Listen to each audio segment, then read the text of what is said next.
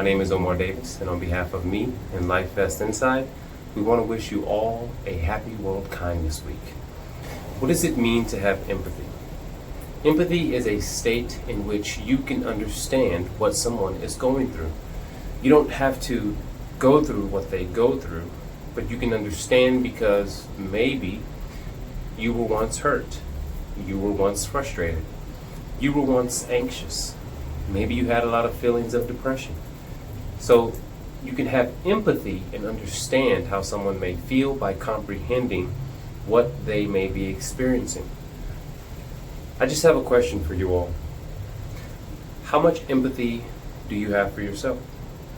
How much kindness do you show to yourself? This is a question that we must ask ourselves every morning, in every situation. A lot of times, because of our society, our cultural norms, our gender roles, we've been programmed to have a specific dialogue with ourselves. And a lot of times it's not very kind or empathetic. We judge the things that we've been through. We judge how we react to things. And sometimes it's better if we can have a little bit of empathy and show a little kindness towards ourselves. That way, we can actually learn how to process these feelings that we have. Now, rather than making this talk about how to have empathy for the world, I think it's very important that you learn how to have empathy for yourself. So let's take you through a journey really quick. And this journey is going to go into your own body, into your own self.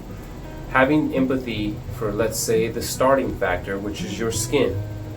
It's the first level of contact with the world.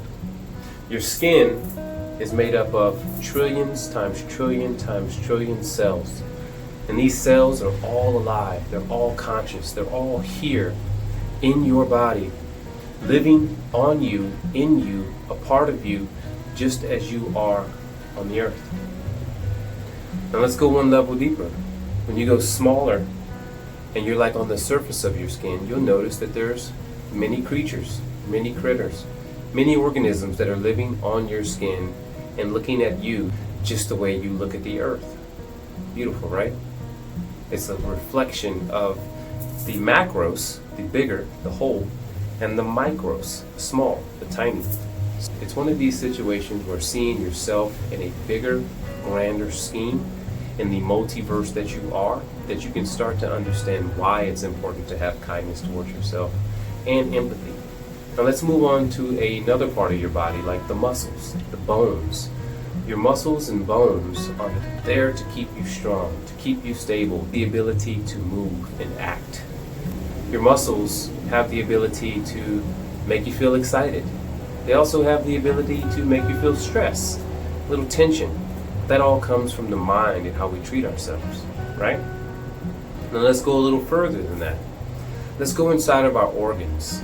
Our organs are a part of our body that processes vast amounts of information.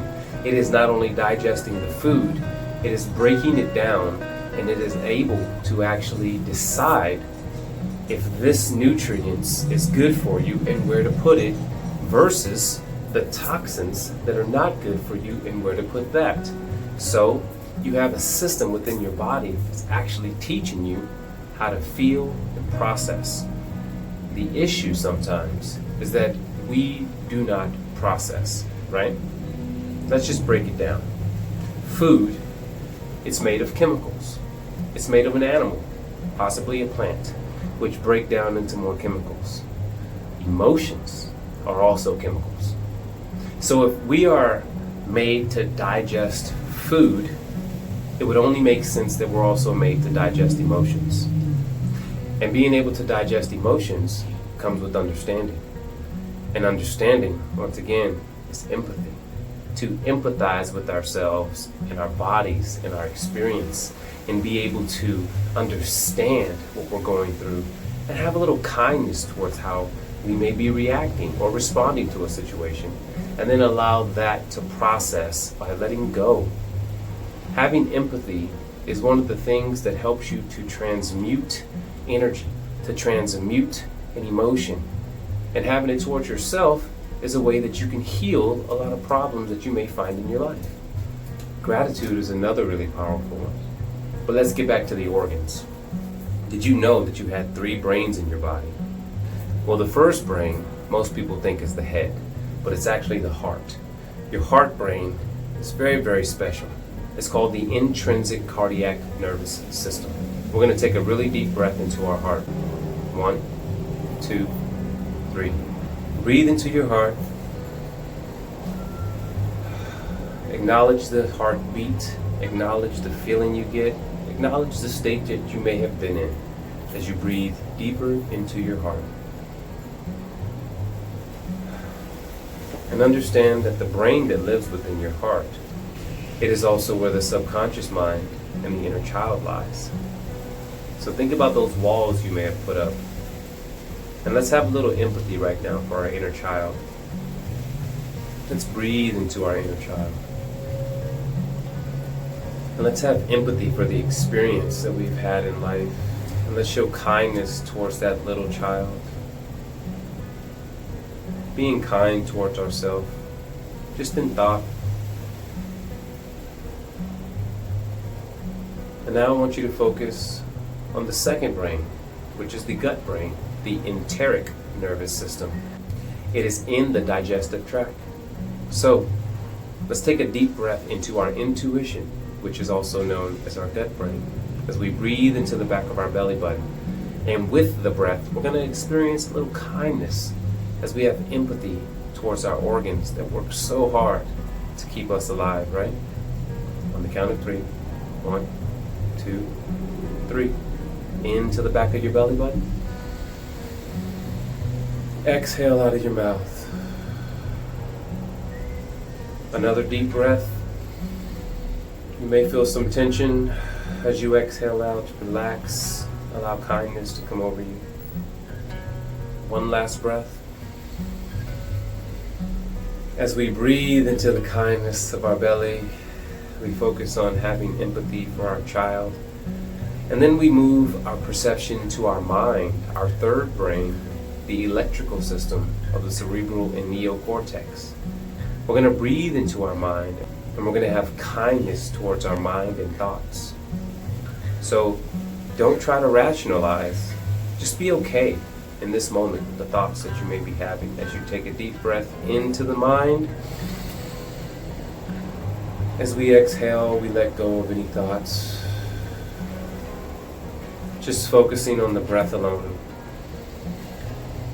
The oxygen coming into our lungs as our lungs pick up the energy and send that oxygen to our brain so that our brain has the ability to think and function.